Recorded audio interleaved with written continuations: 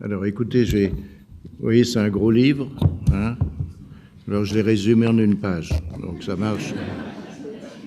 Ouais. C'est pas. En général, je fais des réductions un peu comme ça. Sinon, ça va vous ennuyer. Donc, je vais vous raconter un peu l'histoire de ce bouquin-là sur la mort et ses au-delà. Au départ, j'étais avec des médecins, des juristes, etc., et qui s'occupent de soins palliatifs. Donc, des départements où les médecins accompagnent des personnes mourantes avec le personnel. C'est une nouveauté. Les médecins étaient destinés à guérir et pas à accompagner les gens jusqu'à la mort. Donc c'est quand même quelque chose, une mutation dans notre société, dans leur profession. Donc ils m'ont demandé un jour, Maurice, qu'est-ce que vous pensez, vous les anthropologues de la mort? Je dis, attends, c'est un peu compliqué, mais surtout, il faut regarder plusieurs sociétés, plusieurs époques.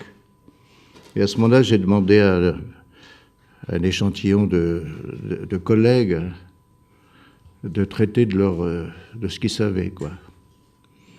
Et j'ai ajouté ma part, c'est-à-dire la mort chez les Barouillas, et ensuite j'ai eu la chance d'avoir 14 sociétés, 14 représentations de la mort. Donc, des représentations d'historiens, la Grèce, Rome, l'islam dans ses fondations, Schmitt sur le Moyen-Âge chrétien, Anne-Sylvie Goldberg sur la tradition judaïque. Et ensuite, on a eu 9 anthropologues qui ont traité de sociétés différentes, et j'avais fait un choix pour cela, soit de sociétés tribales, genre Barouilla, Sulka de Nouvelle-Bretagne, Barouilla de Nouvelle-Guinée, ou bien d'Amazonie, les Tikuna, les Mirana, et puis même un texte tout à fait novateur sur le totémisme de Doucet sur les Gadjanjara d'Australie. Mais j'ai eu aussi la Chine avec Thoraval, l'Inde avec Gallet, l'Ouzbékistan aujourd'hui avec ses transformations, on peut dire post-soviétiques. Et Formoso m'avait traité des tailles bouddhistes. Donc c'était très intéressant. Pourquoi? Parce que j'avais des religions tribales, et vous allez voir, c'est très important. J'avais des religions civiques, c'est-à-dire Rome et la Grèce, et à Rome, Jupiter est primus civis, le premier des citoyens. C'est à lui qu'on présente les lois qui ont été proposées par le Sénat, et en général, Jupiter accepte ce qu'on lui propose.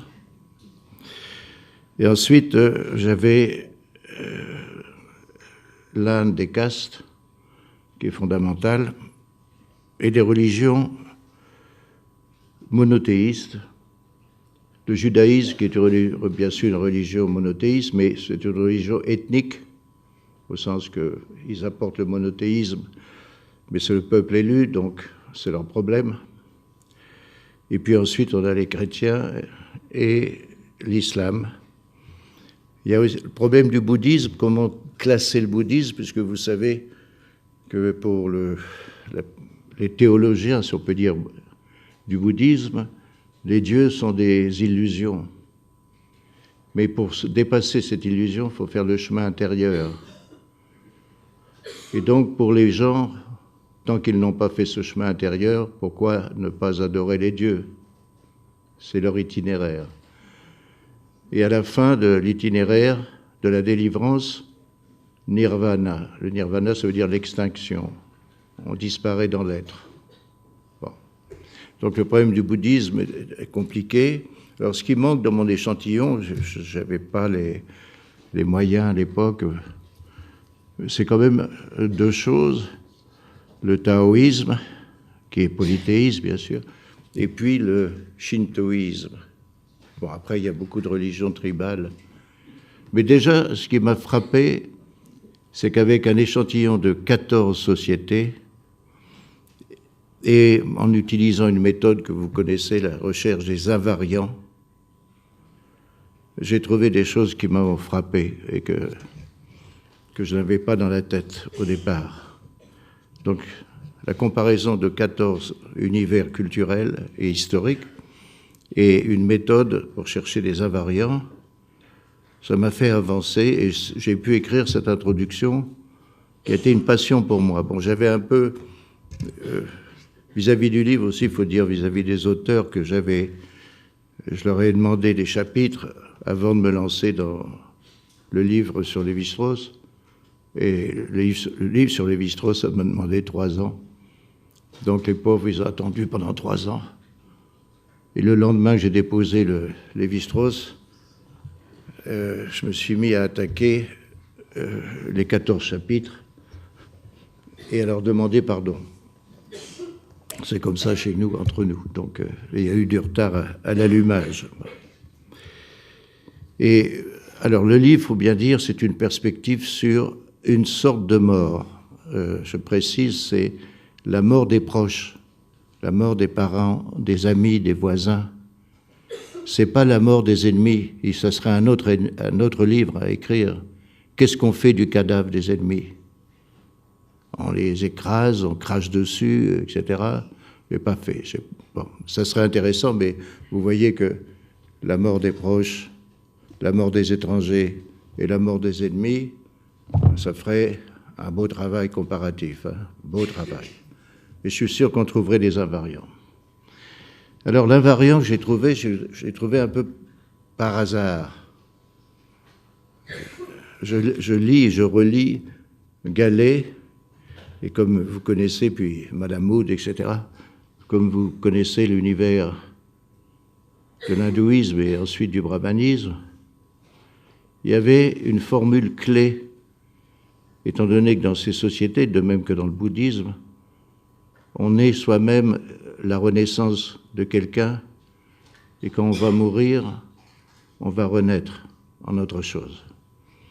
Donc, la formule qu'on trouve dans cette religion, dans ces religions combinées, parce que le brahmanisme se développe, on peut dire, sous le choc du bouddhisme, c'est une phrase fondamentale, et qui pour moi est apparue immédiatement comme présente dans les 14 chapitres, et je ne l'avais pas sortie pour moi-même. Donc, quelle est la phrase fondamentale? C'est que pour les religions, toutes les religions, toutes, donc après on verra les transformations et les variations, pour toutes les religions, la mort n'est pas la fin de la vie. La mort s'oppose à la naissance.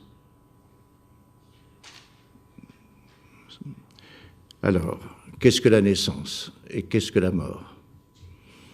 Par hasard, si vous voulez, quand j'écrivais les métamorphoses de la parenté, j'étais bloqué à un moment, et je vais voir mon éditeur, et je lui dis, écoute, je suis bloqué, il faut me débloquer. Bon, très bien. Alors il me dit, comment je peux te débloquer? Je lui dis, je vais écrire un autre livre. Bon, très bien. Alors il me dit, quel livre tu veux écrire? L'énigme du don. Bon. Alors j'écris ce bouquin, il me donne 7 mois pour le faire, à peu près, mais j'avais envie de le faire. Et quand je reviens, je me débloque, vous allez voir, je me débloque sur les métamorphoses, parce que je pose un problème qu'aucun de mes collègues ne s'était posé, qui était très simple. Qu'est-ce qu'un enfant dans un système de parenté? Qu'est-ce que l'enfant? Comment conçoit-on des enfants? Et là, j'ai l'idée d'étudier donc les représentations de la naissance.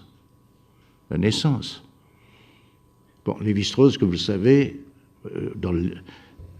a fait un coup théorique fondamental quand il a vu la faiblesse des anglo-saxons concernant les règles de l'alliance et l'accent qu'il mettait exclusivement sur la descendance.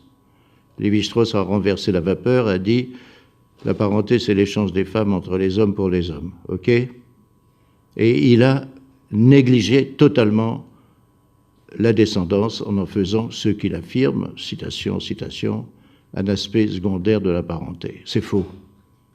Les deux sont les piliers, la descendance et l'alliance, les deux piliers de tout système de parenté. Mais la descendance, vous comprenez, c'est quoi? C'est la transmission. Et la transmission, ça passe par qui? Par des enfants. Donc on ne peut pas étudier un univers culturel de parenté sans savoir le statut que font les gens des enfants. Donc à ce moment-là, je compare 12 sociétés, d'Océanie d'ailleurs, les Inuits, etc. Et qu'est-ce que je vois?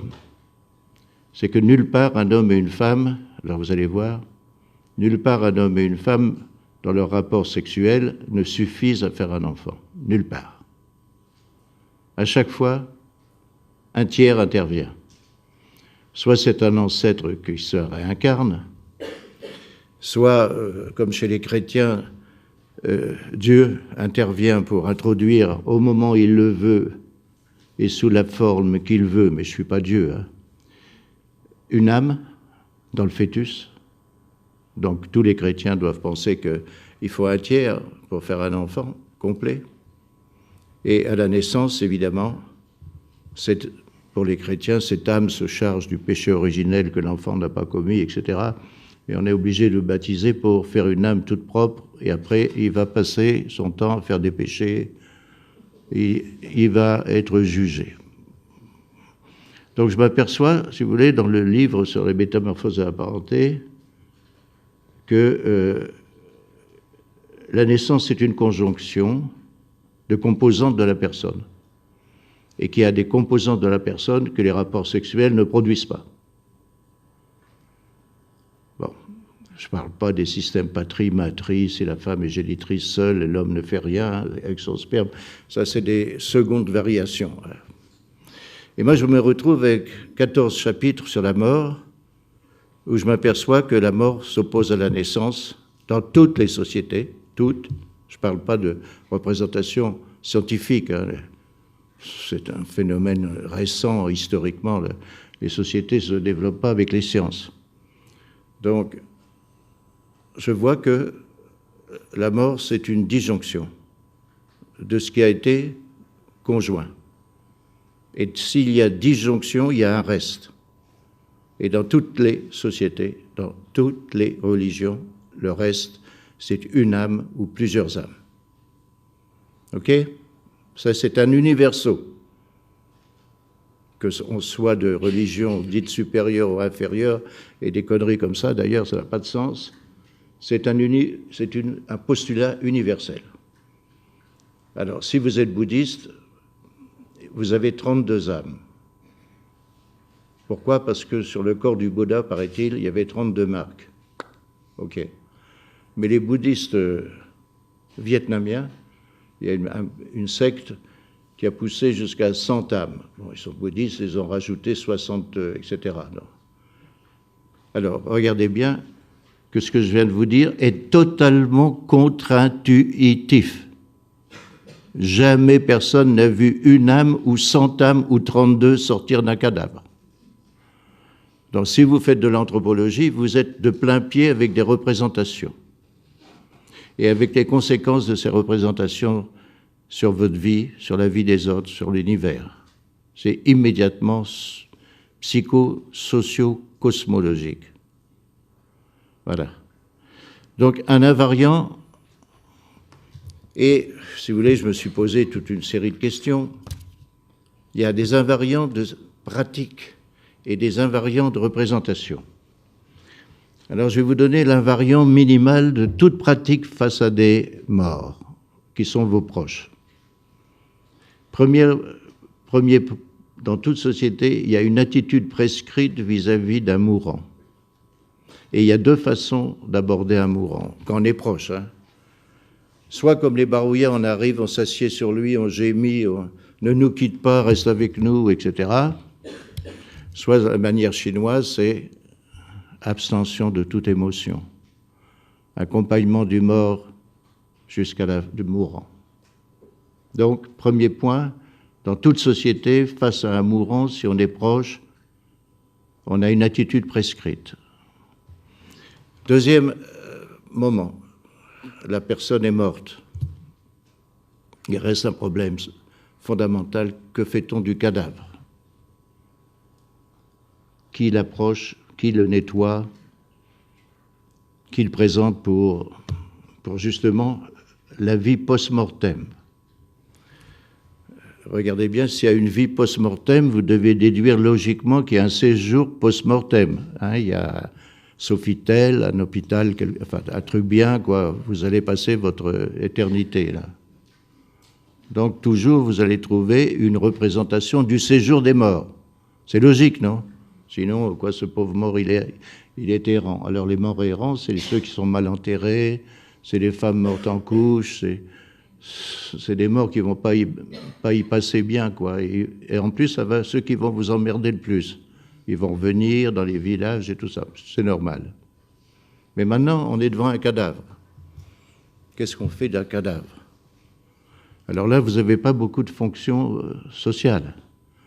Soit c'est l'inhumation, soit c'est la crémation, soit c'est l'exposition, soit c'est la consommation. Donc je viens de recevoir, ça c'était hors du livre, je l'aurais pu le mettre si j'avais reçu avant, une magnifique analyse d'un médecin qui est anthropologue et qui a travaillé plus d'1 an chez les forêts. Alors les forêts sont très célèbres en Nouvelle-Guinée et même en dehors parce qu'ils ont donné 2 prix Nobel, en ce sens qu'ils avaient une maladie, le Kourou disease, une maladie qui a anticipé, si vous voulez, la vache folle, etc., etc., etc. Maladie à prion, quoi. Et donc ce médecin a été vivre là-bas parce qu'on savait que les femmes dévoraient, c'est pas vrai, mangeaient les morts, jusqu'aux cheveux. Un rituel qui, par étapes, fait disparaître les os, la chair, et tout le monde, etc. Et pourquoi? Alors, on appelle ça dans la littérature l'endocannibalisme. C'est pas vrai. Le mot doit être retiré. Les femmes qui ont travaillé avec Jerome Whitfield ont expliqué, bien sûr les missionnaires ont interdit ça tout de suite, et puis les militaires, service de santé d'un côté, service de la santé spirituelle de l'autre. Bon. Donc, il a travaillé sur des gens qui avaient pratiqué ces rites, et l'explication est simple. On fait ça par amour et par respect pour les morts. Et quand nous consommons nos morts, nous libérons 3 âmes qui sont à l'intérieur. Là, il y en a 3. Et ces 3 âmes se fusionnent en une seule, et le mort devient un ancêtre. Et il rejoint le séjour des morts où il est accueilli par d'autres ancêtres.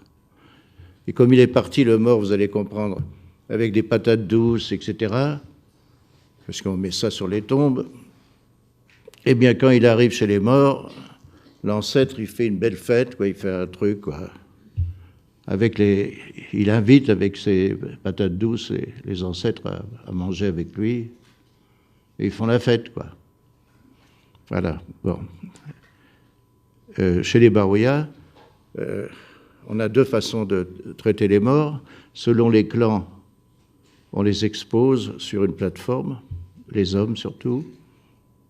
On met l'arc, les flèches, et en dessous de la plateforme, on met des tarots qu'on a déplantés du jardin du mort, et on a replantés sous le mort.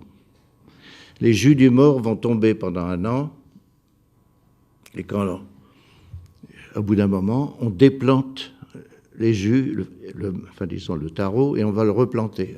Un cycle de vie de mort dans les jardins du mort.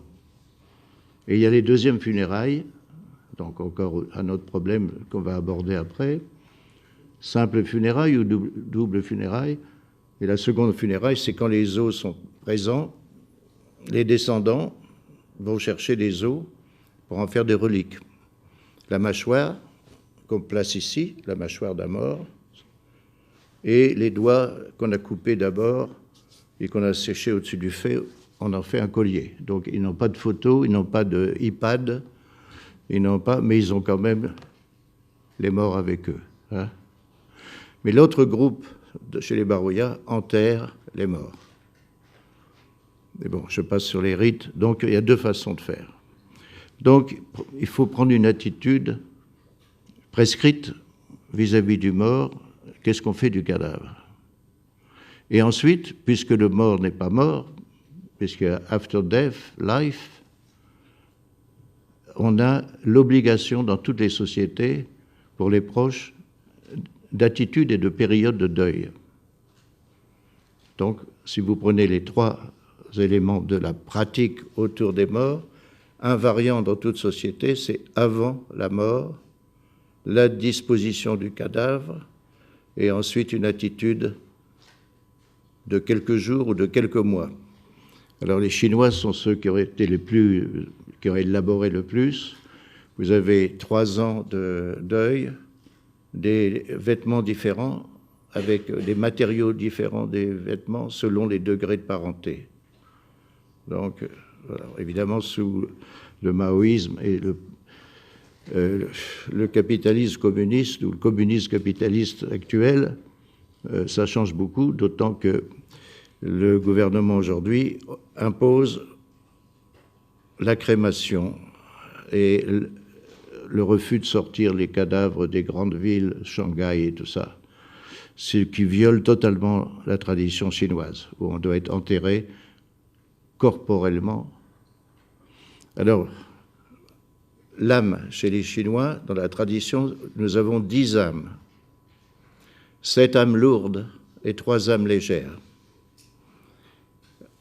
Les âmes lourdes vont dans la terre quand on enterre. Les âmes légères, le fils, vous savez pourquoi il y a l'infanticide des filles, seuls les fils peuvent honorer les ancêtres et les pères. Donc, celui qui a charge d'accompagner le mort emmène la tablette. Et la tablette, une des âmes, ou les 3 âmes légères, rentrent dans la tablette. Et on ramène la tablette dans la première pièce. Aujourd'hui, si vous allez en Chine, ça repart comme avant, tout à fait comme avant. Et alors, une des âmes peut se réincarner dans le petit-fils. C'est-à-dire, c'est en saut, génération alterne, du petit-fils, du grand-père au petit-fils, etc.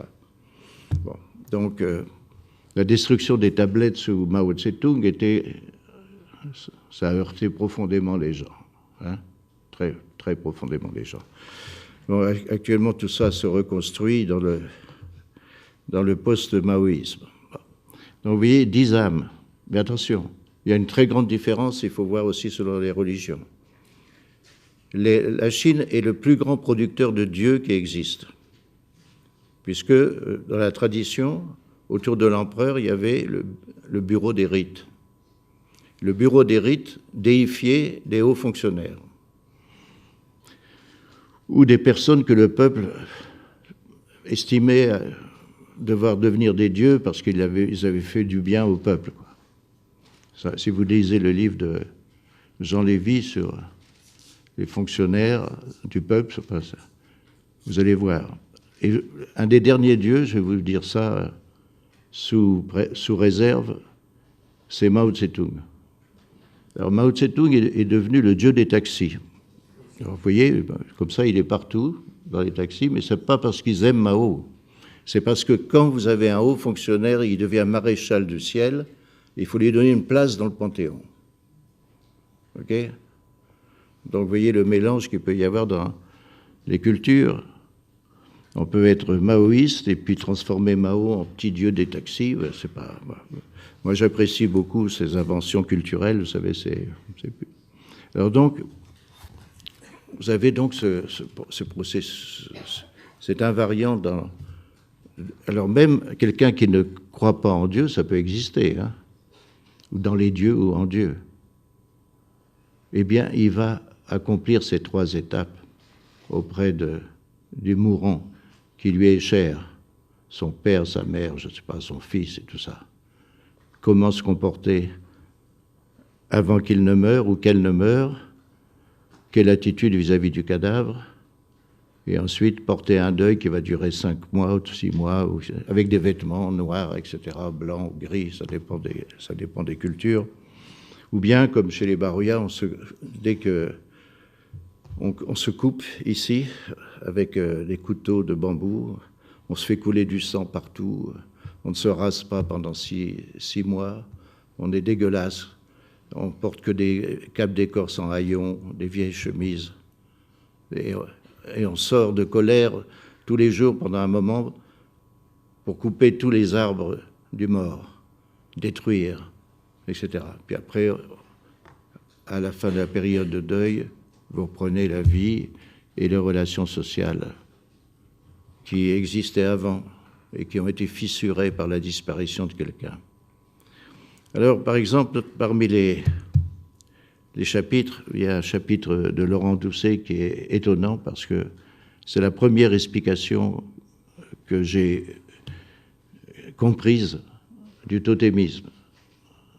Alors, vous vous rendez compte, 1904, Freud, Totem et tabou, jusqu'à 1911, Durkheim, etc. Qu'est-ce que c'est qu'un totem? Et c'est là que vous voyez Doucet qui a vécu 3 ans dans le désert chez les Gadjanjara et qui a pu résoudre un problème que jamais personne n'avait résolu, ni Elkin, ni Lévi-Strauss, ni moi, ni personne d'ailleurs, sur la parenté, en montrant que les systèmes dits aberrants d'Australie n'étaient pas aberrants du tout, mais que c'était des systèmes dravidiens, dont je laisse tomber, hein, on ne va pas discuter de ça. Mais il a pu observer tous les rites accompagnant les morts.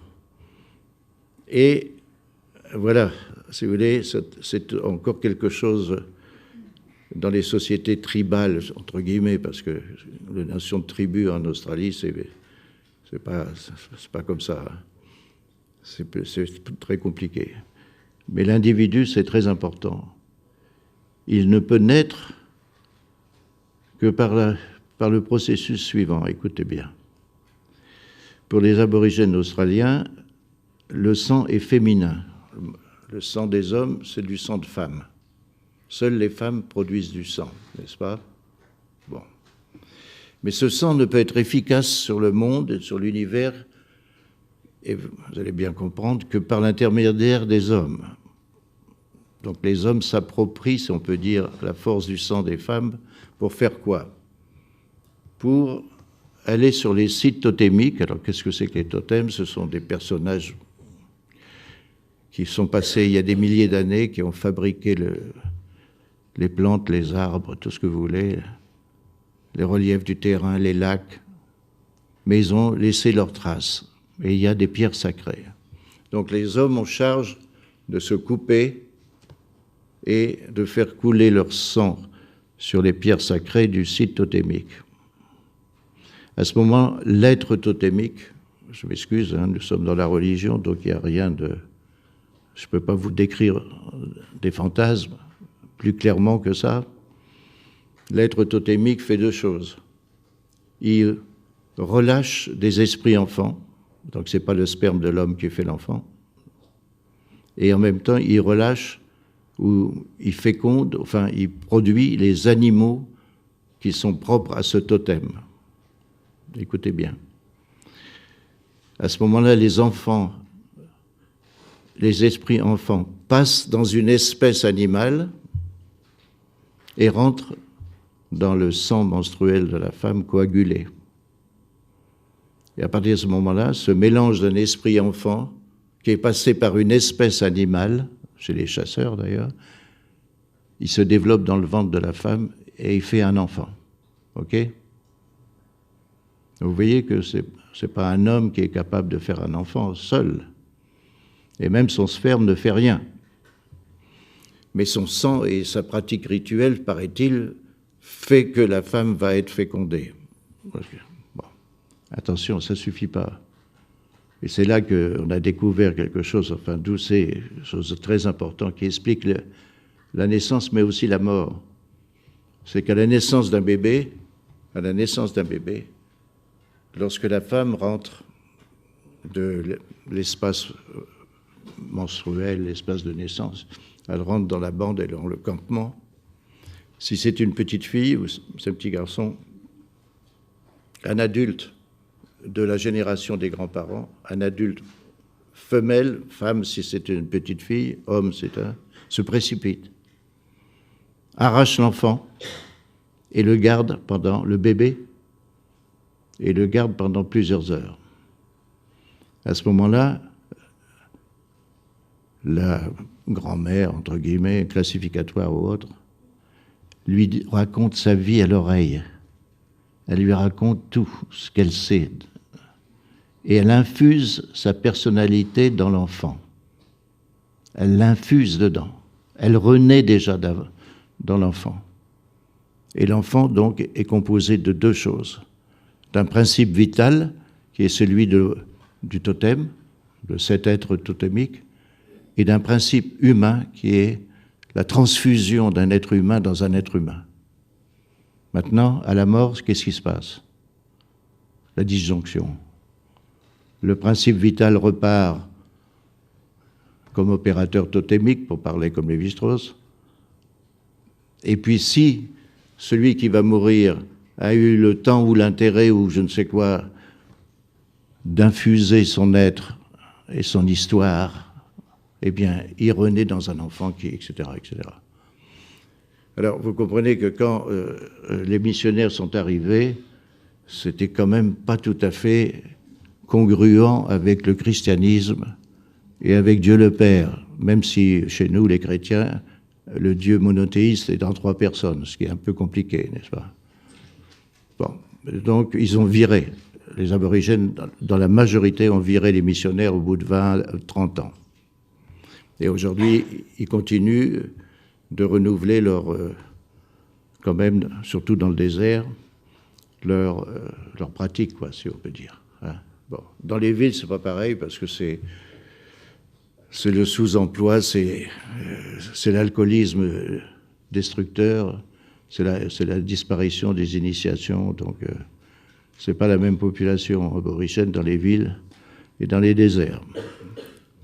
Donc voilà un invariant, si vous voulez, premièrement un variant de pratique, une base qu'on trouvera dans toutes les cultures, les 3 moments, autour du mort, avant et après, et sur le plan des représentations, un invariant généralisable, c'est le fait que la mort n'est nulle part la fin de la vie et qu'il y a une vie après la mort.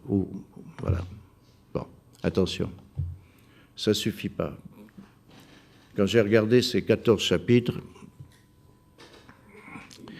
j'ai vu qu'il y avait un problème. C'est que il y avait une deuxième partition qui se faisait parmi les religions, une partition, une division, et avec un invariant qui apparaissait historiquement et culturellement. C'est que, comparant les religions tribales, les Tikuna d'Amazonie, les Barouya de Nouvelle-Guinée, les Sulka de Nouvelle-Bretagne, etc., qu'est-ce que je vois? Et en plus, je connaissais quand même assez bien les Barouya. J'avais discuté beaucoup sur la vie et la mort chez eux. Eh bien, il y a un séjour des morts, ok. Il y a une âme ou plusieurs âmes qui vont, avec quelques obstacles. Parfois, il faut traverser, comme dans l'Antiquité grecque, un fleuve. Et il faut embrasser le pus de la plaie d'un esprit. Et si on fait ça, on est toute la vie, c'est une idée de paradis. On est mort, mais on n'a plus de maladie, on n'a plus à bosser. Magnifique quand même. Donc une sorte d'idée d'un paradis. Hein? Bon, mais surtout ce qui est important, c'est même si on était une crapule, si on a tué, si on n'a pas été puni pendant sa vie, c'est pareil. C'est pareil. Vous comprenez maintenant? C'est pareil. Si les humains n'ont pas fait leur boulot pour vous punir parce que vous avez tué quelques personnes, voilà, vous êtes comme les autres, pas de vieillesse, pas de boulot, rien du tout. N'oubliez pas, regardez les Grecs anciens, parce qu'il faut introduire aussi une idée très importante. C'est que dans toutes les cultures que j'ai étudiées, le fond mythique, c'est que la mort, à l'origine, n'existait pas. La mort n'est pas naturelle. La mort n'est pas naturelle. Chez les Grecs anciens, vous vous rappelez, Prométhée a volé le feu. Et donc, on nous a punis avec 3 fléaux. Les femmes, il a fallu se marier et tout ça. La mort, il a fallu mourir et il a fallu travailler. Le travail, la mort et les femmes. Hein, regardez un peu la mythologie grecque, il y en a d'autres. Chez les Soulka ou chez les Barouya, c'est une connerie, quoi. Il y a une vieille femme qui a fait une connerie et on meurt. Sinon, on serait toujours comme des serpents, on perdrait notre vieille peau, puis on aurait une nouvelle peau. Donc on serait non pas immortel, mais on serait non mortel. Vous vous rendez compte? Bon. Donc vous voyez un peu que ça va vous poser une question plutôt pour les psychanalystes et tout ça. C'est comme si, dans son fond, l'humanité refusait la mort. Hein. On ne veut pas mourir. On a l'envie de ne pas mourir. Alors, M. Freud avait, à la fin de sa vie, probablement il avait le même problème que moi quand on commence à vieillir. Sa dernière théorie, c'était l'opposition, vous vous rappelez? Eros et Thanatos, non? Les 2 pulsions profondes d'un être humain, c'est d'un côté le désir, du plaisir, et puis peut-être le désir de ne pas mourir, ou de mourir. Donc, voilà. Non, c'est très important ce que je vous dis. Donc, maintenant, quand je regarde une série de religions, qu'est-ce que je découvre? Une rupture et un invariant nouveau. Société tribale avec séjour des morts, mais pas de jugement post-mortem. Et je découvre maintenant 2 paquets de religions dans lesquelles il y a jugement post-mortem. Je laisse de côté pour l'instant les monothéistes, on va revenir, on connaît ça un peu, nous, on connaît ça un peu. Mais ce qui est intéressant, c'est de voir l'hindouisme et le bouddhisme. Pourquoi? Parce qu'ils ont cette idée qu'on n'est pas comme nous sommes des individus absolus. Hein. Je suis une singularité absolue. Mais pour être dans l'hindouisme, je suis la transformation d'un être nouveau et je vais me transformer en un être après ma mort. Donc je suis en passage, ok? C'est la roue des renaissances. Et l'idée de ces religions, c'est la délivrance de la souffrance et d'échapper à la roue des renaissances. Bon. Alors à partir de ce moment-là, on a vraiment que l'axiome que la mort n'est pas la fin de la vie. Oui, mais attention, si je suis dans l'hindouisme, entre nous, l'hindouisme n'est pas exportable, hein, mes enfants.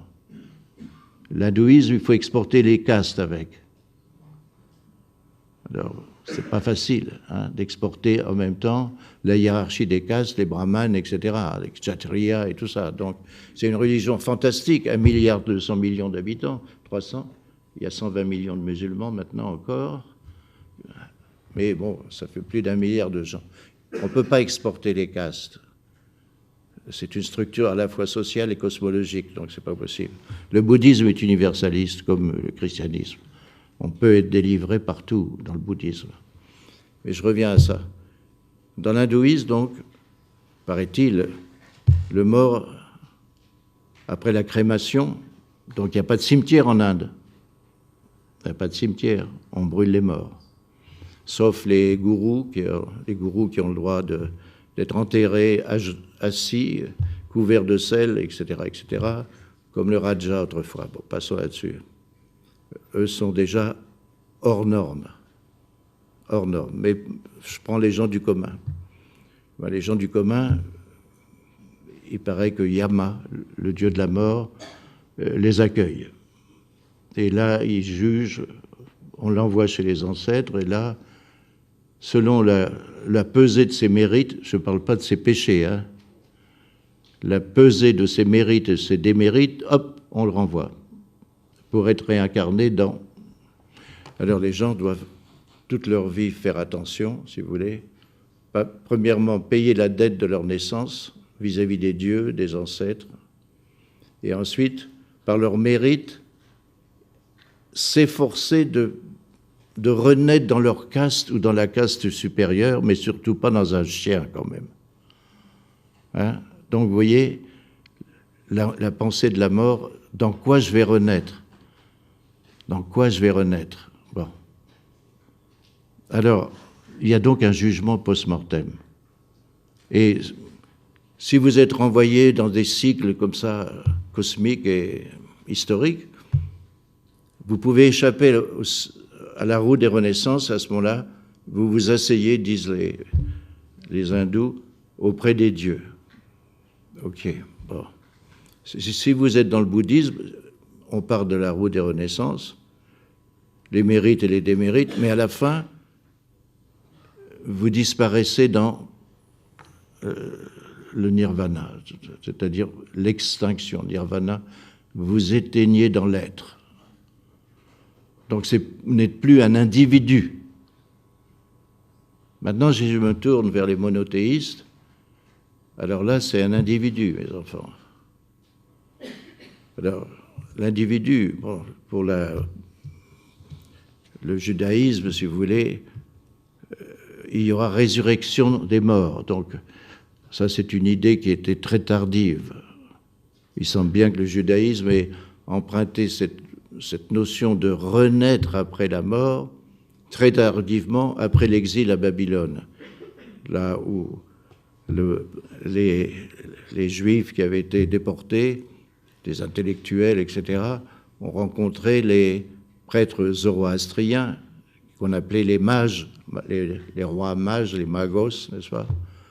Et c'était une idée plutôt zoroastrienne, qui n'était pas générale dans l'Orient ancien. Et donc la résurrection des morts. Alors pour les hindous qui font la crémation, c'est très dur de renaître avec chair et os. Ça pose un problème. Comment renaître tout entier? Alors, judaïsme, christianisme, islam, vous avez le jugement post-mortem, mais ce n'est pas du tout comme dans l'hindouisme. C'est un jugement dans lequel Dieu, un Dieu, vous juge et vous distribue au paradis pour l'éternité ou en enfer. Et, comme vous le savez, comme l'a démontré Le Goff dans son énorme livre sur la naissance du purgatoire, fin XIIe siècle, dans l'Occident chrétien, catholique, etc., il y a des protestations. Alors, comment on va rester des milliers d'années à attendre comme ça? C'est pas possible, non? Et donc, on invente un truc qui n'existait pas dans la tradition chrétienne du Nouveau et de l'Ancien Testament. Le purgatoire.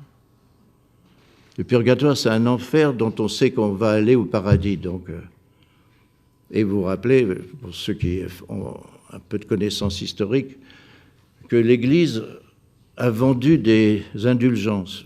Je ne sais pas si vous vous rappelez, non? Ils arrivaient, voilà, pour 2000 €, je te fais 100 000 ans de moins. Bon, c'était quand même dégoûtant. Dégoûtant. Et c'est pour ça que Calvin a fait cette protestation contre cette débauche de l'Église et du Vatican de vendre du vent, quoi. Pour lui, il y croyait.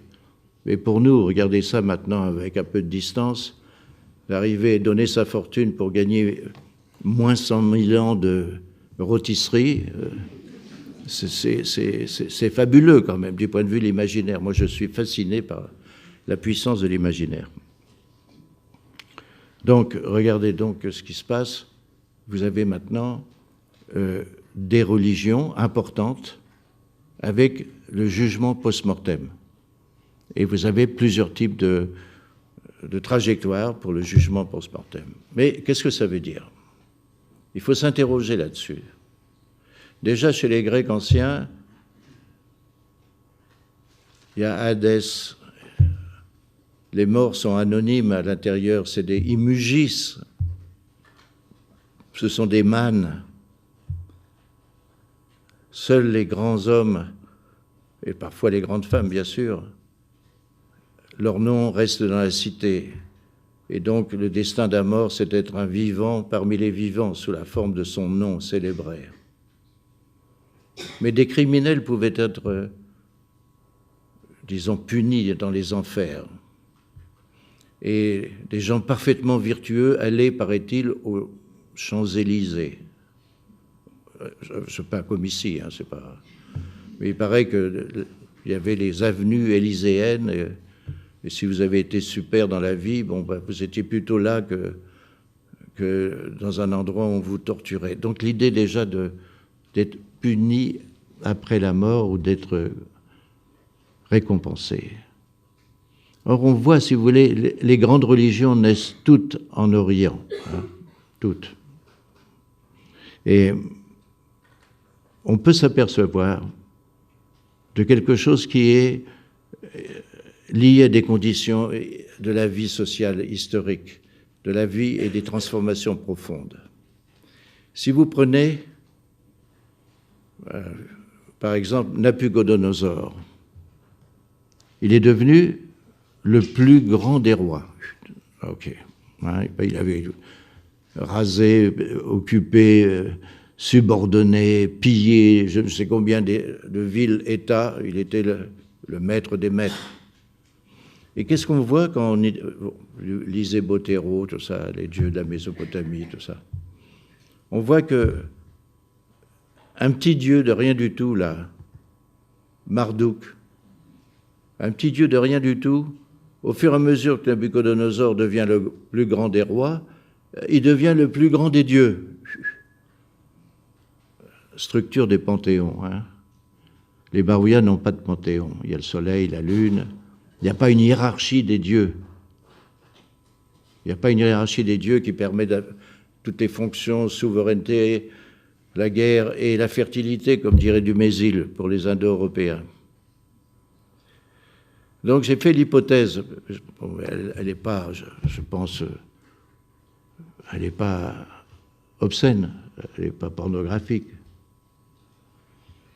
C'est que à cette époque où naissent les États, des violences immenses, c'est après le néolithique, hein, où déjà au néolithique on a des panthéons, certainement. On a les religions tribales. Eh bien, il est possible que, dans cette époque, l'idée se soit développée dans la tête des gens que la justice n'est pas de ce monde, que même le plus grand des rois n'arrivera pas à faire régner la justice et l'équité. Et donc c'est aux dieux qu'on doit confier que la justice règne un jour, mais elle va régner après la mort.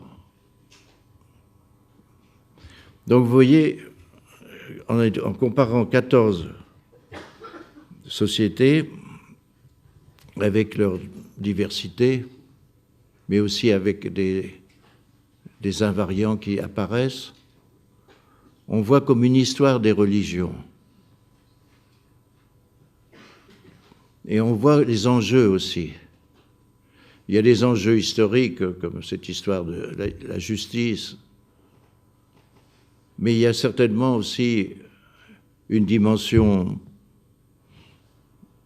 psychique profonde, c'est-à-dire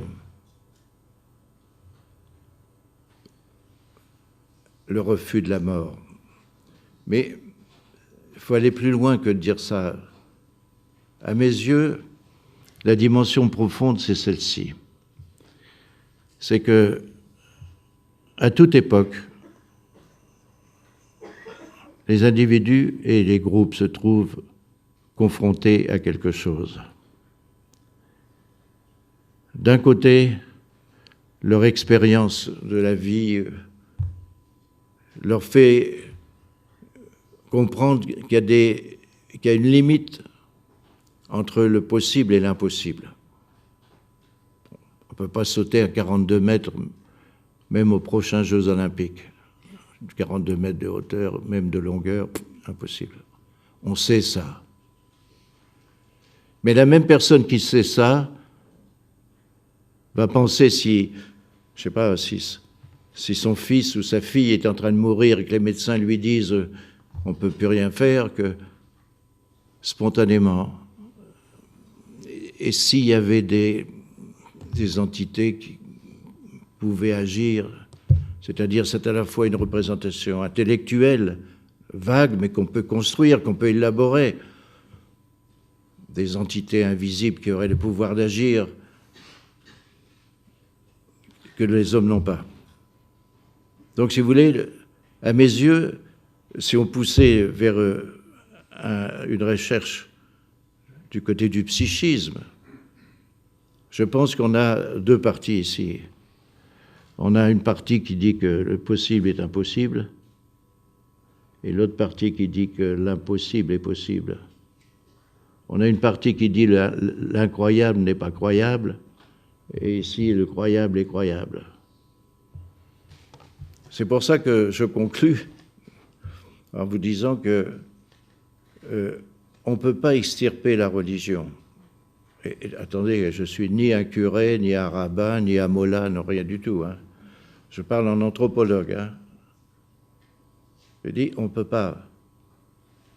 On peut limiter ou transformer les rapports de la religion et du pouvoir, du politique. Mais je constate, si vous voulez, que jusqu'à la Révolution française, c'est pas la parenté qui était le fondement des sociétés. Ça, c'est des blagues. C'est pas la famille.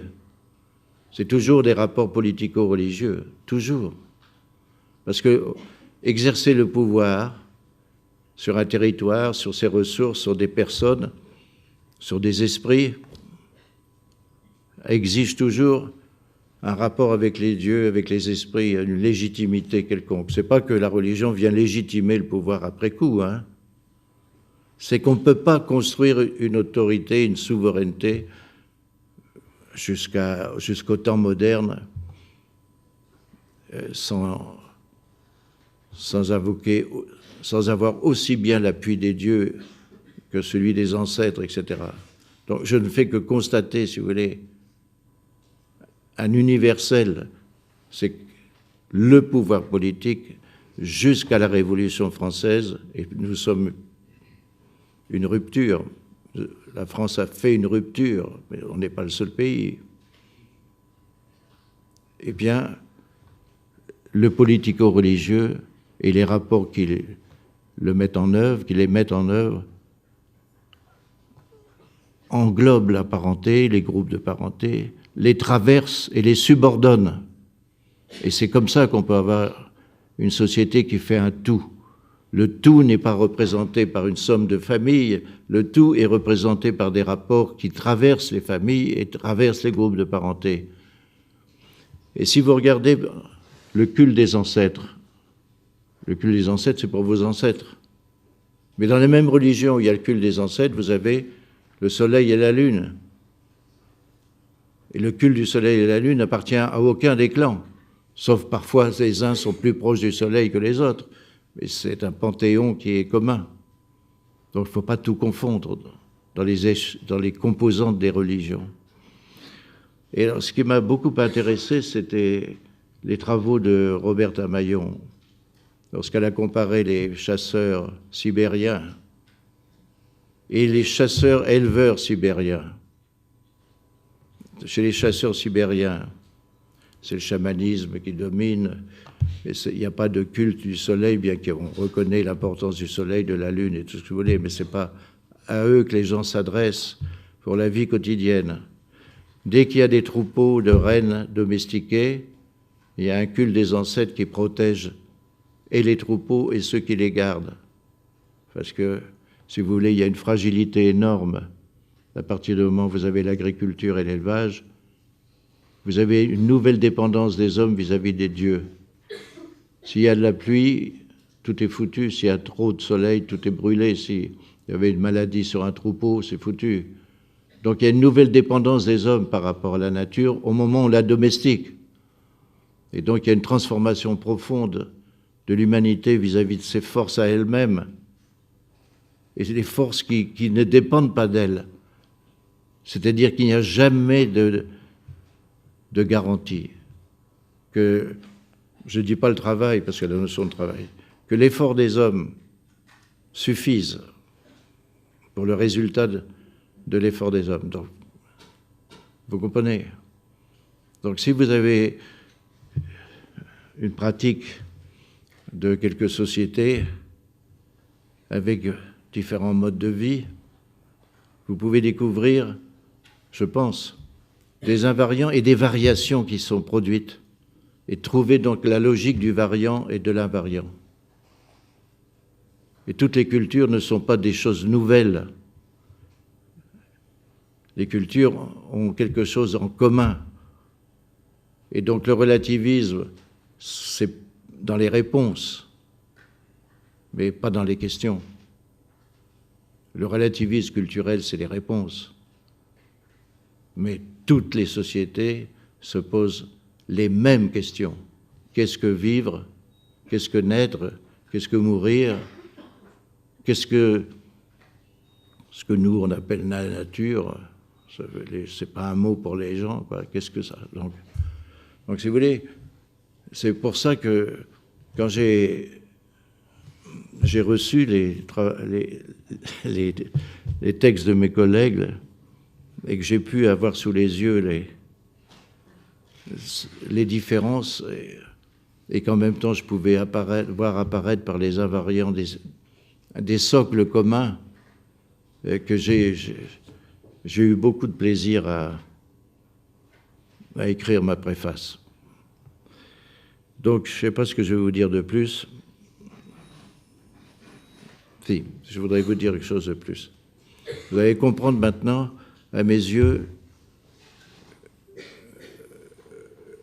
le rapport intime entre l'imaginaire et le symbolique. Tout ce que je viens de vous raconter, ce sont des univers qui ont une force sociale et une réalité sociale importante. Mais au cœur de ces réalités, les noyaux sont des imaginaires. Et à partir du moment où cet imaginaire, il faut le rendre réel. Et comment rend-on réel l'imaginaire? Par des pratiques symboliques, par des temples, par des rites. Et à partir du moment où vous avez les temples des dieux et les rites vis-à-vis des dieux, tout est vrai, puisqu'il y a tout ça qui est réel. Donc, il y a une circularité de la preuve qui fait que la croyance, le croire, c'est fondamental. Qu'est-ce qui manquait dans les mythologiques de Lévi-Strauss? C'était que les mythes s'accomplissent avec des rites, pas forcément en consonance directe, et que c'est agir sur soi, agir sur le monde et agir sur les autres à travers les rites qui montrent leur vérité existentielle et non pas vérité mathématique ou déductive autrement. Non, vérité existentielle.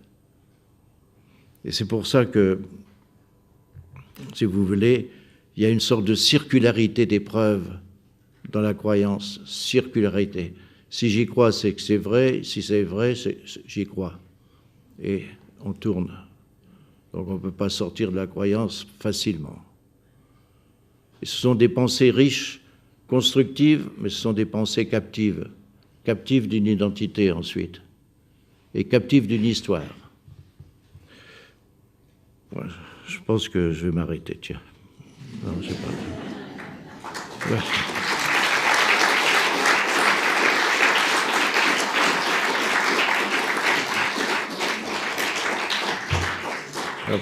Peut-être vous avez quelques questions là. Ce que je vous ai raconté, c'était pour vous chauffer un peu, pour vous. Si vous avez des questions, merci de lever la main, de faire signe. Je vois plus rien, moi je suis aveuglé là. Je vois qu'il y a des humains devant moi. Quelqu'un veut-il poser une question? Allez, posez des questions là. Oui. Je vais faire tout le tour. À moins que ce soit trop court, alors je peux recommencer à vous faire une deuxième conférence, si vous le trouvez. Non, je vous avais dit que j'ai résumé les 600 pages en ça se passe. Maintenant, j'ai une deuxième page derrière. Si vous voulez, c'est je peux vous la lire, ça va vous montrer comment j'avais préparé mon livre. Ça peut vous amuser. Alors, je m'étais mis 11 questions à moi-même.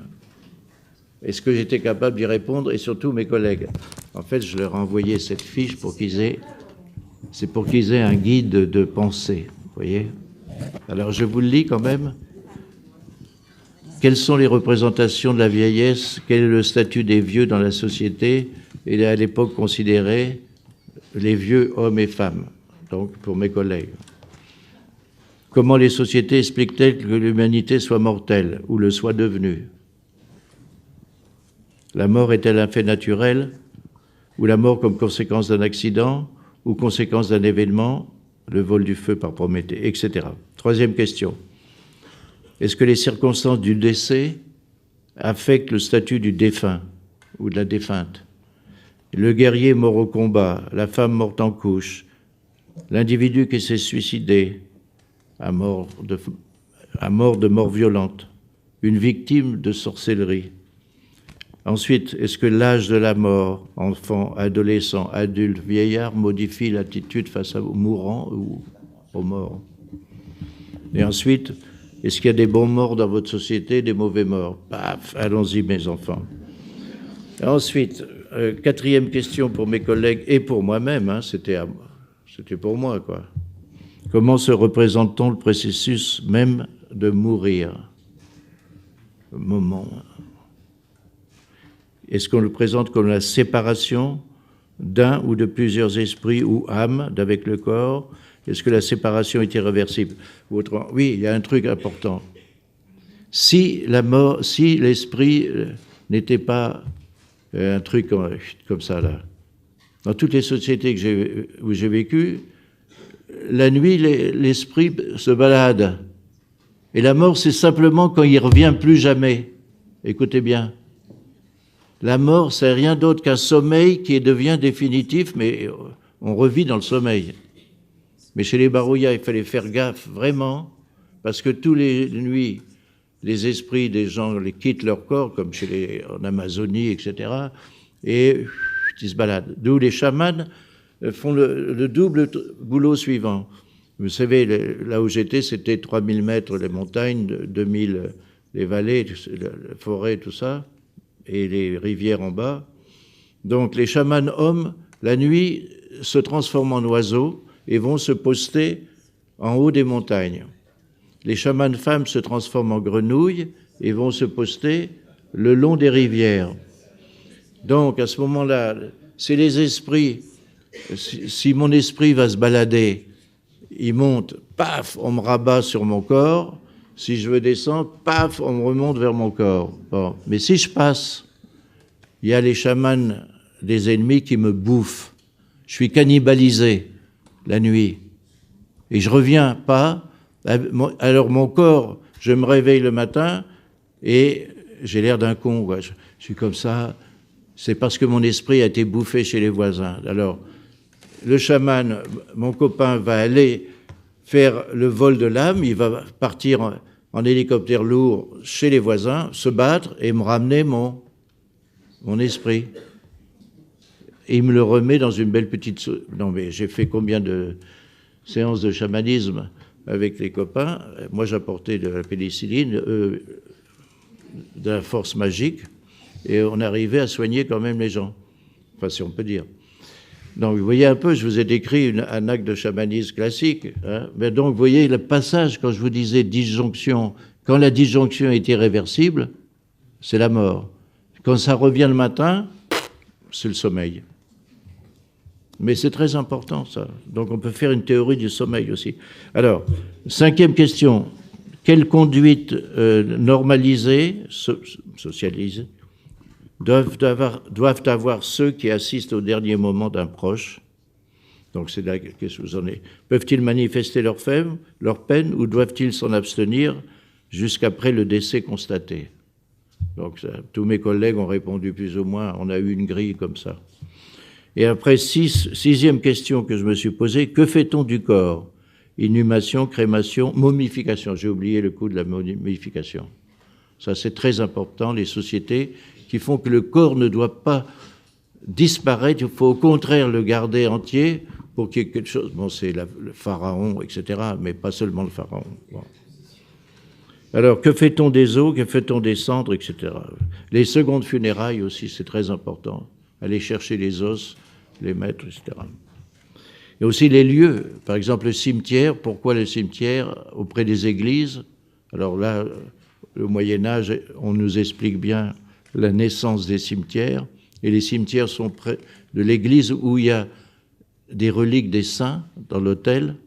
Il ne peut pas y avoir une église consacrée chez les catholiques sans qu'il y ait un saint dans l'autel, sans quoi il n'est pas consacré. Et après, le cimetière vient se jouxter à l'église pour que les morts soient sous protection et des saints et de Dieu. Donc ça explique aussi la configuration de nos villages, le cimetière collé contre... Bon. Ensuite, quels sont les rites qui accompagnent le moment de la mort, le traitement du cadavre? Et le problème que je n'ai pas abordé, j'aurais dû le faire, c'est est-ce que le contact avec un cadavre est source d'impureté, de souillure, quoi. Bon, c'est assez général. Je n'ai pas vu de... Il dit quand même que le cadavre, il faut... C'est pas parce qu'il se décompose qu'il commence à sentir tout ça. Par exemple, chez les aborigènes australiens, on peut garder un cadavre 4 à 5 mois. Donc, vous vous rendez compte, les copains qui sont autour, là? Pourquoi? Parce qu'il faut que tous ceux qui avaient des liens sociaux avec lui, enfin, par la parenté ou par l'alliance, etc., tous ceux qui avaient des liens totémiques avec lui, il faut qu'ils viennent. Et donc, il y a ce qu'on appelle les sorrow camps en anglais, les camps de la douleur et du chagrin, où les gens attendent que d'autres viennent jusqu'au moment, au bout de 5 mois, il faut avoir l'odeur bien, etc. Bon. Mais d'autres sociétés, vous avez vu, les musulmans, c'est immédiat. Un linceul blanc et c'est fini. C'est les juifs, autrefois, c'était comme ça. Mais dans le premier judaïsme, il y avait les deuxièmes funérailles, il y avait aussi les lacérations des femmes, les you-you, etc. Ça a été supprimé dans l'évolution du judaïsme. Mais autrefois, il y avait ce comportement face à la mort, quoi. Bon. Et ensuite, 8e question que j'avais posée à moi-même, c'était quelle forme revêt le deuil d'un mort pour les proches? Doit-on le garder en mémoire ou, au contraire, le faire disparaître de la mémoire? Alors là, il y a toujours deux attitudes. Soit on garde en mémoire des souvenirs, des reliques, des noms, etc. Soit, Anne-Christine Taylor l'a montré pour certaines tribus d'Amazonie, on fait un boulot énorme pour faire disparaître tout souvenir du mort le plus vite possible. Donc on a le choix entre garder le plus longtemps, faire disparaître au plus vite. À chaque fois, c'est des oppositions d'attitudes possibles. Ensuite, quelles sont les différences entre les représentations de la mort et les pratiques funéraires, là où existent les religions du salut, là où existent les religions de la délivrance, là où existent des religions qui ne posent pas la question du salut, ni de la délivrance. Et après, 10e et 11e question, où vont les morts après la mort? Qui les juge? Et enfin, 11e question qui a à peine été traitée, c'est les effets de la christianisation et les effets maintenant de l'islamisation ou de la bouddhisation, c'est-à-dire 3 religions à prétention universelle qui veulent changer la religion des autres. Et donc, quels sont les effets de la christianisation sur la représentation de la mort et les rites funéraires aujourd'hui? Et ça, j'en ai pas traité. Alors, les Barouillas sont tous devenus je les ai connus, donc, il n'y avait qu'un chrétien, quand j'étais là, pendant des années, c'était le jeune homme qui travaillait avec le missionnaire, donc, qui lui servait de traducteur, donc il s'était christianisé, quoi. Quand je suis parti, il y a 20 ans, il n'y avait aucun autre chrétien. Aujourd'hui, tous les Barouillas sont chrétiens, sont tous protestants, et ils appartiennent à 5, comme on dit en anglais, dénominations, donc 5 sectes différentes, américaines, c'est-à-dire, c'est les pires, quoi. C'est les Revival, c'est Church of Christ, enfin, c'est des trucs qui arrivent de South Carolina, c'est la partie la plus illettrée des États-Unis. Et donc, maintenant, les Barouillas sont tous chrétiens, mais ils ont refait les initiations après 14 ans d'interruption, après mon départ. C'est pas moi qui les fait interrompre. Hein. Alors, ils ont fait... alors, regardez pourquoi, c'est ça qui est intéressant. Et ils ont refait les initiations et ça a choqué les autres tribus qui avaient arrêté aussi, ils sont toutes chrétiennes. Ils sont venus voir les Barouillas pour les voir refaire les initiations. Alors, pourquoi ils refont des initiations en étant chrétiens? Alors, ils expliquent, et ça c'est bien, ils m'avaient expliqué au début de ce processus, après j'ai pas suivi, ils attendaient les missionnaires pour se faire baptiser. Donc, à mon départ, ils sont venus me trouver pour me demander d'écrire leur nom, un nom chrétien. Donc, Maurice, que tu peux écrire notre nom? Bon, j'ai pris un cahier, et donc, les garçons, les filles, tout ça venait. Alors, comment tu veux t'appeler, toi? Sarah.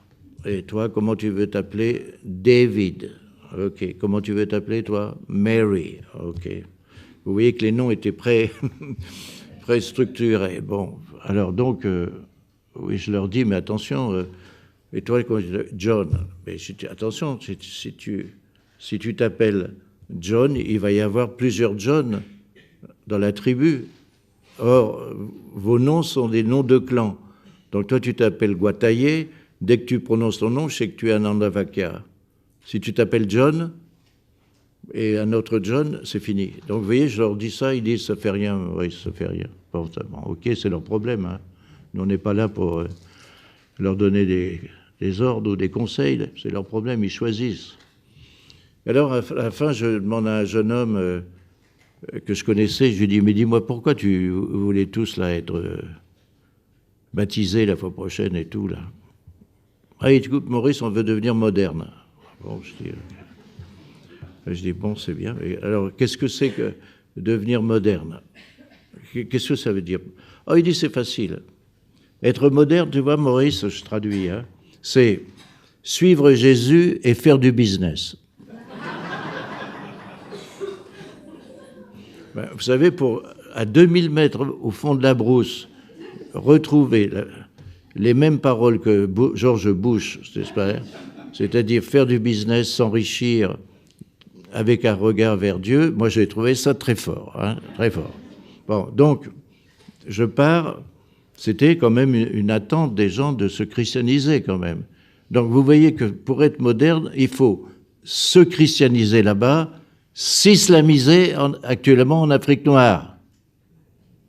C'est tout, là, il faut regarder les choses en géopolitique. Et donc, alors maintenant, il y a 5 églises. Ils ont construit, j'ai des photos, des églises partout, en paille et tout, là. Et ils mettent une cravate aussi, ils mettent comme moi. Et il reste un Barouilla qui est habillé pendant la semaine en Barouilla avec des plumes et tout. Et le samedi, il est pasteur, donc il fait l'office le samedi, et pendant la semaine, il chasse les esprits. Donc, maintenant, ça vous donne une idée aussi des syncrétismes religieux qui vont se faire. Qu'est-ce que le christianisme va avoir avec tout ça? Hein? C'est pareil, au Congo, il y a 100 églises actuellement, 100 églises de protestantes. 100 églises protestantes. Les catholiques disparaissent parce que les catholiques, c'était le colonisateur français et belge, n'est-ce pas? Donc on choisit maintenant autre chose. Donc vous voyez ce que ça veut dire, le processus de christianisation de religion. Et en même temps, ils sont tous maintenant avec des kalachnikovs, importés de Chine, mes enfants. Importation de kalachnikovs de Chine, Jésus des États-Unis, café. Ils produisent du café. Et ils ne boivent pas de café. Ils ne boivent pas de café. Donc ils ont beaucoup de pognon. Mais ils ne savent pas quoi en faire. À 2000 mètres d'altitude, quand tu n'as pas de route et tout, alors ils mettent ça dans des sacs. L'argent dans des sacs. Il ne faut pas que ça brûle, hein, parce qu'il y a beaucoup d'incendies. Alors vous voyez les transformations qui peuvent se faire, quoi, dans la... Mais ils ont maintenant quelque chose de nouveau. Ils ont le sens du péché. Je ne sais pas si ça vous plaît. Avant, ils avaient le sens de la faute. Maintenant, ils ont le sens du péché. C'est-à-dire, ils participent à l'idée que l'humanité est pécheresse dans son fond. Alors, c'est pas pareil qu'autrefois, parce que où ils tuaient, quoi. Ils mangeaient leurs ennemis tranquillement et tout ça. Et ils tuaient leurs femmes, tout ça. C'était des crimes, j'allais dire, normaux, quoi. Hein? Tandis que maintenant, en plus qu'ils font des crimes normaux, ils ont le sens de faire des péchés en même temps. Donc, ça rajoute une couche, mes enfants, sur une couche de représentation, c'est ça que je veux dire, et de trucs là. Alors donc, tout est en train de changer, et c'est très intéressant de voir l'évolution des gens. Pourquoi ils prennent donc des initiations? Et ils éliminent des tas de choses du passé. Hein. Donc, ils filtrent leur passé, et avec du passé, ils se font leur avenir. Parce que c'est la réinvention de la tradition, quoi. Il y a des éléments du passé. Certainement, j'en connais plus que sur les barouillas que certains barouillas aujourd'hui, parce que j'ai un décalage. Et j'ai toutes sortes de données qui peut-être n'ont jamais été transmises. Bon, donc, une partie, c'est parti. Mais donc, vous voyez un peu ces fusions, transformations. Et alors, j'ai trouvé que c'était un choix collectif. Il faut refaire des initiations. Et un jour, j'avais demandé à des jeunes qui avaient été travailler en plantation, là. Et c'était dur, là, du temps des... Donc, alors, il a dit une chose extraordinaire. Il a dit... C'est comme les Blancs, alors il a employé un mot anglais là-dedans, c'est comme les Blancs qui utilisent leur culture, il a dit. Alors, c'est comme les Blancs qui utilisent leur culture, nous, il faut revenir aux ancêtres. Bon, le type, il n'avait pas besoin d'aller à la Sorbonne pour avoir des diplômes, hein. Il avait compris, quoi, tout à fait. Donc, on revient faire les initiations, on est habillés comme des Européens, mais on vient chercher de la force dans la tradition. Bon, alors, moi je crois qu'ils veulent coupler la force de la tradition réinventée, quoi, par eux, plus christianisme, plus business, plus Kalachnikov. C'est pas mal, non? Voilà, je vous ai résumé. Donc, j'ai bien compris qu'a priori, pour notre équilibre mental, autant on a conçu quelque chose après la mort, on avait besoin de quelque chose d'avant la naissance. Donc, il y a une continuité, on va dire, de notre imaginaire. Ouais. À travers toutes les cultures qui ont développé donc, des mythologies, comment se place le concept du néant ? Et éventuellement, est-ce qu'il y a des différences qui se mettent en place dans ce terme en fonction des croyances des uns et des autres? Je vais vous dire une chose. Je vais vous répondre comme Jean-Paul Sartre, non, qui disait « La conscience du néant est un néant de conscience. » Non ? On ne peut pas avoir une conscience... Voilà. Les cultures que je connais, hein, avant l'idée d'un Dieu qui crée tout à partir de rien, qui est omnipotent, omniscient et omniprésent, le monde est éternel. Il n'y a ni commencement ni fin. Pourquoi le christianisme a en partie échoué en Chine? Les Chinois rigolaient. Comment le monde est infini? Vous me dites qu'il y a un Dieu qui crée tout à partir de rien, c'est pas possible. Donc l'idée au début, c'est que les choses existent, et puis on sépare le ciel de la terre. Par exemple, les Barouillas, le monde existait, le soleil et la lune existaient, ils se sont mis à monter. Je vous raconte le mythe, un des mythes fondamentaux.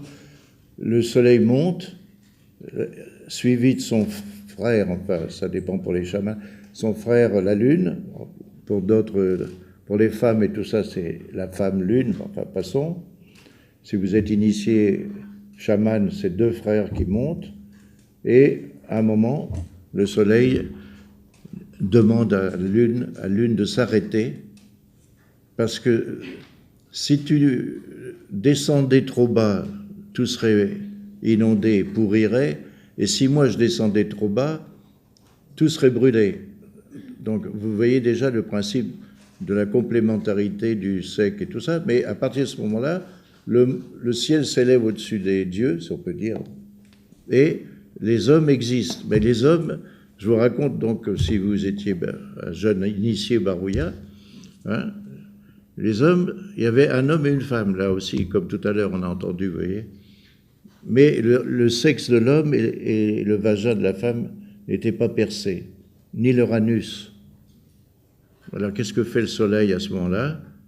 Le soleil, maître du feu, jette dans le feu un silex, pierre à feu, qui en explosant perce l'homme et la femme, et donc depuis les hommes et les femmes peuvent faire des enfants. Ben voilà, je vous ai raconté la naissance du monde. L'avantage dans les religions, c'est que c'est un discours global. Vous avez tout à la carte. La naissance, le monde, la fin, tout est... Voilà, la science n'est que des questions avec des réponses qui ouvrent d'autres questions. Les religions apportent une explication globale de vous. Alors le néant, à l'origine, c'est très rare. Le néant, il existe comme chez les Mayas, tous les 60 ou 80 ans, une déflagration, le monde renaît, etc. Mais c'est éternel. Donc si vous voulez, la plupart des religions que je connais, je ne dirais pas la nature, parce que c'est des mots abstraits, modernes, mais il y a de l'être éternel, sans commencement ni fin. Vous comprenez? Tandis que nous, depuis l'histoire de...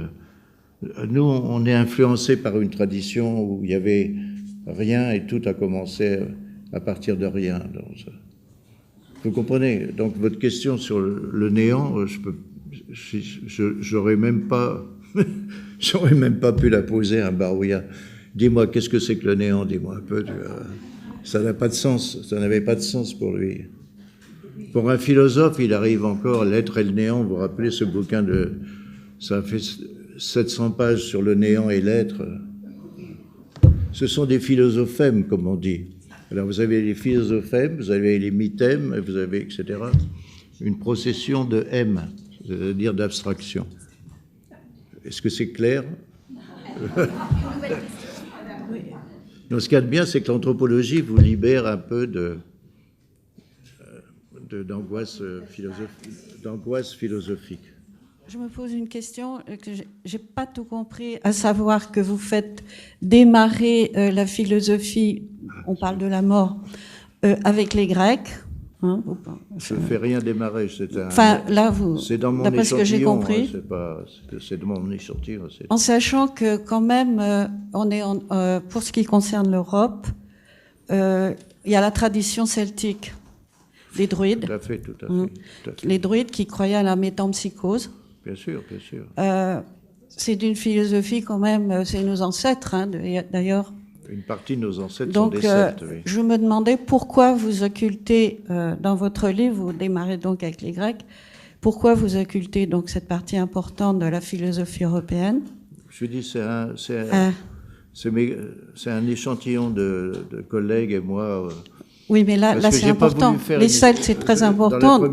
C'est même nos ancêtres. C'est pas une encyclopédie. Oui. Si j'ai voulu faire avec les collègues une encyclopédie des religions... En sachant que les Grecs, les druides allaient visiter les Pythagore à Samos en Grèce. Oui, ils étaient d'égal à égal en philosophie. Il fallait bien s'arrêter. Et que Dionysios était l'ami de Cicéron par la suite. Donc, vous êtes un très donc bon, en ce qui concerne la métempsychose, qu'est-ce que vous pensez de la métempsychose des Celtes? La métempsychose était... Beaucoup de peuples y pensent. Donc, il n'y a pas les Celtes, mais les Celtes, c'est quand même une religion indo-européenne. Donc, si vous voulez, on a les schèmes mythiques ou les schèmes religieux des religions celtes sont partagés par d'autres peuples européens. Si vous voulez, scandinaves et autres. Oui, c'est pour ça. Mais donc, j'ai tout le respect pour les Celtes, mais je ne pouvais pas. Mais le manque que je ressens, pour vous dire le manque que je ressens, moi, pour le livre, mais j'avais pas de collègues, de copains qui voulaient y aller, quoi. C'était le taoïsme. Parce que le taoïsme est considéré par les Chinois comme leur religion fondamentale. Le bouddhisme est arrivé beaucoup plus tard, n'est-ce pas? Et il n'y a eu qu'un empereur qui a été converti au bouddhisme. Et donc ça manque. Donc, si vous voulez, c'est pas les Celtes le plus grand manque de mon livre. Hein. C'est pas mon livre, hein, c'est un livre collectif. Hein. Moi, je ne suis pas... Je suis, comme on dit en anglais, éditeur. Donc, non, il manque le taoïsme, il manque le shintoïsme pour arriver. Il manque beaucoup de choses. Mais ça fait rien. L'intérêt, c'est que avec 14 vignettes, comme diraient les psychanalystes, avec 14 documents, il y avait beaucoup à penser. Vous comprenez? Il y avait des choses qui apparaissaient. Alors, si on avait été 40, ça aurait été super. Mais bon, il faudrait que je fasse un deuxième livre là, avec d'autres collègues, ou avec les mêmes. Par exemple, sur la naissance. Naître et vivre, ça serait un beau titre. Et après, la mort et ses au-delà, avec naître, vivre, la mort. Après, vous partez tranquille, si on peut dire. C'est bien. Ma question, c'était, si je peux vous poser ici, c'était de voir comment vous percevez cette évolution. Si je prends par exemple les barouillas par rapport à la mort, mais peut-être l'évolution d'une manière générale de ce genre de société. C'est-à-dire que vous observez les changements, vous avez peut-être vous-même influencé ce changement, apporté une certaine modernité par votre présence. Et je voulais savoir comment vous percevez, est-ce qu'il y a une perte pour l'humanité, si ces barouillas perdent leurs propres repères, perdent leur propre... Est-ce que c'est important? Est-ce que c'est comme la perte d'une langue? Est-ce que c'est... Vous voyez? Comment vous ressentez ça, finalement? Est-ce que c'est simplement des phénomènes que vous observez, ou est-ce que vous portez même un jugement de valeur par rapport à ces évolutions? Alors, pour nous, anthropologues, si vous voulez, toute culture qui disparaît, c'est un morceau d'humanité qui disparaît, quoi. Parce qu'on a beaucoup de mal à reconstituer notre histoire humaine. Hein. Donc, la chance qu'on a d'avoir été dans beaucoup d'endroits, c'est important. Parce que je ne dis pas que les choses disparaissent complètement. Vous avez ces syncrétismes religieux qui contiennent des morceaux du passé retransformés. Et puis l'humanité, elle n'attend pas un anthropologue. Hein. L'humanité, elle fait son choix. Et c'est à nous de bosser. Nous sommes des fonctionnaires de l'humanité. Nous, les anthropologues, les sociologues, les historiens, etc. On essaie de reconstituer les raisons d'être de ce qui s'est passé. Et on est comptable, plus que d'autres, d'éclairer ce qui fait l'humanité, ce qui fait l'homme, donc. Mais il ne faut pas pleurer, les enfants. On ne peut pas. Ce n'est pas un anthropologue qui peut arrêter le mouvement. Et on n'est pas des Che Guevara à prendre la tête de la révolution. On n'est pas ça. On est là pour comprendre les autres, témoigner de ce qu'ils sont, protester aussi quand on voit le sort qu'on leur fait, hein, parce que quand même les anthropologues, on arrive après la colonisation quand même la plupart du temps, non? Comment ça se passe? Comment ça se passait? D'abord les missionnaires, ou d'abord les militaires, ensuite les missionnaires, ensuite l'universitaire, le trio. Alors, et en plus, on n'a pas les mêmes fonctions. Hein, bon. Donc, vous voyez, en plus, il faut respecter que les gens choisissent leur avenir eux-mêmes. C'est ça qui est important. C'est ça. Ils choisissent dans leur culture pour avancer et se faire un avenir. Vous comprenez? Comme tout le monde, quoi. Comme tout le monde. Donc, les morceaux qui tombent, qui disparaissent, c'est dans l'histoire. Est-ce que je vais pleurer parce que les dieux grecs sont plus des dieux pour nous? Non. C'est comme ça. Vous comprenez? Il faut être un peu calme avec soi.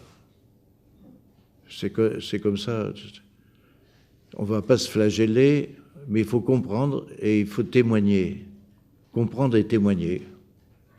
Est-ce que je m'explique suffisamment? Comprendre et témoigner. Parce que quand même, moi, je suis... Ces temps-ci, depuis une quinzaine d'années où il y a des débats sur la famille, le mariage pour tous, etc., j'ai été quand même invité à m'expliquer devant Valérie Pécresse ou devant Madame Toubiana, etc. Et donc, quand vous dites aux gens que la famille n'est pas le fondement de la société, il y a toutes sortes de gens dans la rue qui disent le contraire, non? Ceux qui disent le contraire. La famille fout le camp, tout fout le camp, enfin des trucs pareils, quoi. Alors, quand même, j'ai une certaine compétence sur la parenté, et donc on est responsable et on peut apporter quelque chose comme un témoignage qui dépasse notre société, qui dépasse le cadre de la forme de parenté que nous avons. Il y en a d'autres. Et elles ne sont pas anormales, les autres. Vous comprenez? Donc on a plusieurs responsabilités, nous, comme anthropologues. D'abord de témoigner de modes de vie qui ne sont pas les nôtres, et deuxièmement, si on est devant des politiques, de leur dire voilà ce que c'est que la parenté, plus largement que ce que vous connaissez quand même. Hein, je n'ai pas de mépris pour les politiques, mais ils en savent moins que moi sur la parenté. C'est tout. Comment se passe le deuil quand le corps n'est pas retrouvé? C'est un problème, ça. Non, mais c'est vrai ce que vous dites, c'est vrai, c'est un problème. Quand le corps n'est pas retrouvé, ça pose un problème partout. Par exemple, moi j'utilise ma connaissance du terrain, qui a été longue, je suis resté 7 ans chez les Barouillas, c'est long. Il y avait des gars qui ne savent pas nager, les Barouillas, donc ils traversent les rivières sur un arbre abattu, et de temps en temps, il y en a un qui tombe, ou bien il y a un qui le pousse, mais enfin, ça fait rien. Ça. Oui. Non, mais c'est vrai, par exemple, quand une femme veut dégager son mari qui l'emmerde, en passant, en revenant des jardins, elle pousse un peu son mari. Alors on trouve le cadavre chez les voisins, où on ne le retrouve pas, le cadavre. Et c'est là que la question se pose. On ne peut pas faire un deuil fictif, quoi. C'est ça, il manque quelque chose, quoi. C'est partout pareil, il manque quelque chose. Et alors, par exemple, il y a un chapitre ici sur les Ouzbeks. Hein. Alors, comme les Ouzbeks étaient dans l'armée soviétique, soi-disant soviétique, russe, en Afghanistan, et sont musulmans, les Ouzbeks. Donc, il faut enterrer le lendemain, etc., etc. Là, les corps des soldats tués en Afghanistan étaient rapatriés dans des cercueils fermés. Or, normalement, il faut pouvoir regarder le visage du mort avant d'enterrer. Donc les mères en deuil, c'était un bordel terrible, une souffrance énorme. Arriver avec son fils, peut-être, il y avait une plaque de plomb, on n'était pas sûr que c'était son fils mort, ça pouvait être un autre cadavre, donc les mères en deuil n'étaient pas contentes du tout parce qu'elles ne pouvaient pas célébrer, vous comprenez, célébrer et toucher à proximité le corps de leur fils. Ils n'étaient même pas sûrs que c'était le corps de leur fils. Alors là, il y a un chapitre qui montre tout ce problème, vous voyez. Mais vous comprenez, se séparer de vivants, c'est pas seulement intellectuel, c'est affectif. C'est toute une vie qui se défait, qui se sépare. Donc, on va pas. Les gens partout sont comme ça, dans l'émotion et dans l'amour. Hein, dans l'amour, c'est tout. Et le cadavre, il faut lui témoigner les dernières preuves d'amour, quoi. D'amour, d'affection, d'attachement. Et la mort, c'est un détachement définitif, sauf dans la tête.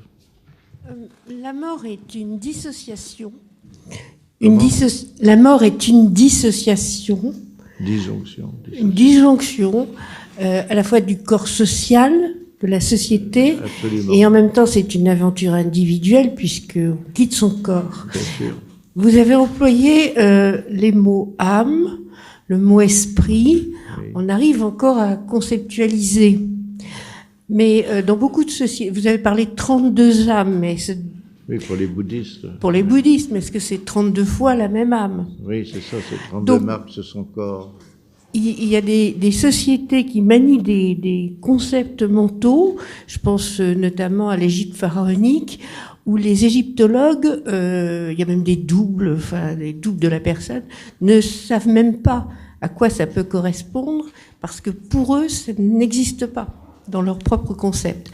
Alors comment fait un ethnologue quand il se trouve, un ethnologue de notre société et de notre époque, quand il se trouve face à des mots qui pour lui n'évoquent rien, des définitions qu'il n'a pas?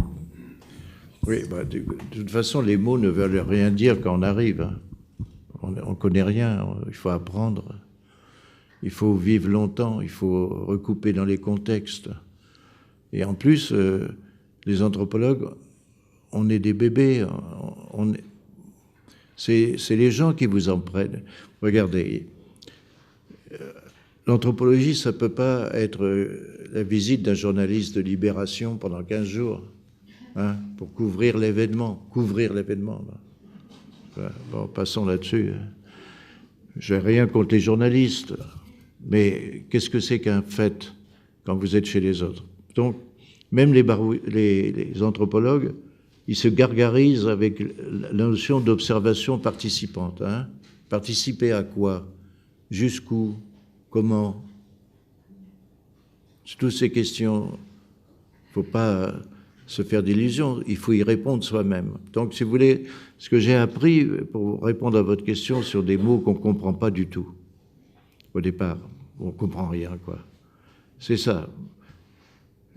Si vous restez suffisamment longtemps et que les gens vous accueillent quand même, hein, et donc acceptent que vous soyez auprès d'eux dans certaines circonstances, qu'est-ce qu'on voit?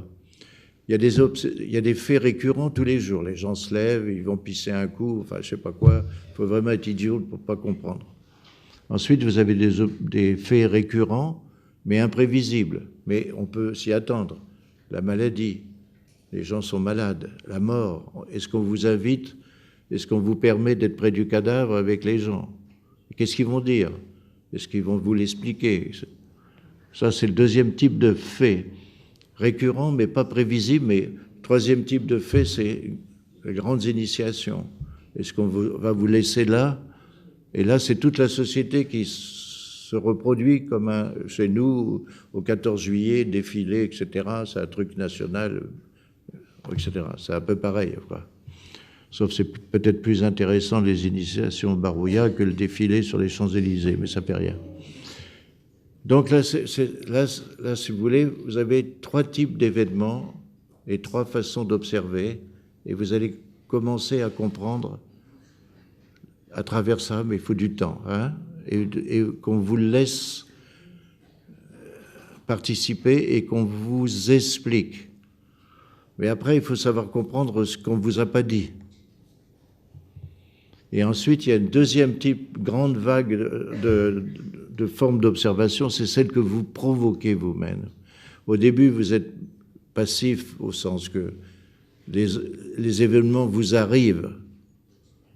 Mais si on est longtemps sur le terrain, à un moment, on peut renverser la vapeur et faire une analyse systématique pendant 1 an de la parenté, de maison en maison. Les gens vous connaissent, avec qui tu t'es marié et tout, la mort, etc. Ensuite, vous faites la terre, le sol, le travail de la terre avec les gens tous les jours pendant 1 an. Quand vous avez fait des observations de long terme, plus la vie qui continue autour de vous, les copains vont mourir, votre informateur va être malade, je ne sais pas quoi. À la fin, les mots que vous n'avez pas compris, vous les comprenez, vous commencez à les comprendre. Je vais vous donner un exemple.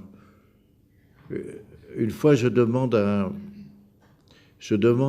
un maître d'initiation, Bakia, c'est un clan de guerriers qui joue dans les initiations un rôle important. Ils mettent les morceaux de bois, si on peut dire, qui appellent le soleil, ce qu'on appelle Nila maillé, les fleurs maillées Nila du soleil, en haut des grandes des maisons. Donc, ils connectent le soleil avec les gens. Un jour, moi, je demandais aux gens, est-ce que je peux voir un jour votre objet sacré, quoi y maintenir, non? Quoi là, ni maintenir, quoi là, les hommes, ni maintenir, faire grandir, faire pousser les hommes. Ok. Donc, je demandais aux gens, est-ce qu'un jour, bon, alors un jour, ce Bakia là me dit, demain je vais te faire voir mon Kwai-Matier. Putain, c'était bon ça, non? Alors donc, le lendemain matin, 7h du matin, un silence de mort dans le village. Je veux dire, le silence me réveille, ça. Parce que normalement, 7h moins le quart, ils bouffent tous, etc. Ça fait un bruit fou, là. Donc c'était silencieux. Là. Moi, je me réveille, je vais à la porte de ma maison, là, je vois deux guerriers, des jeunes, là, comme ça, avec leurs plumes et tout, les arcs qui étaient là. C'était trois types même. Bon, le village était vide, hein. Inhabituel.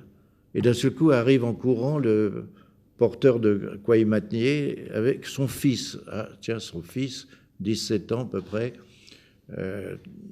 presque le 4e stade d'initiation, je vois tout de suite, sorti de la maison des hommes avec son père.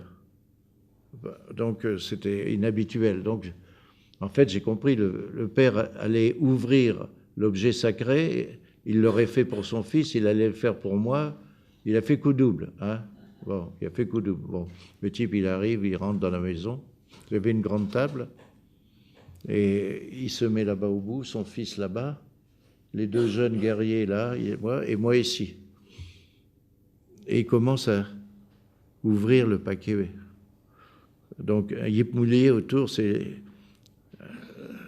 un bandeau d'écorce peint en rouge, c'est la couleur du soleil, yipmoulier. Donc, et il commence à ouvrir, et quand il ouvre, il pleure, il s'effondre en pleurant, suffoqué par l'émotion de...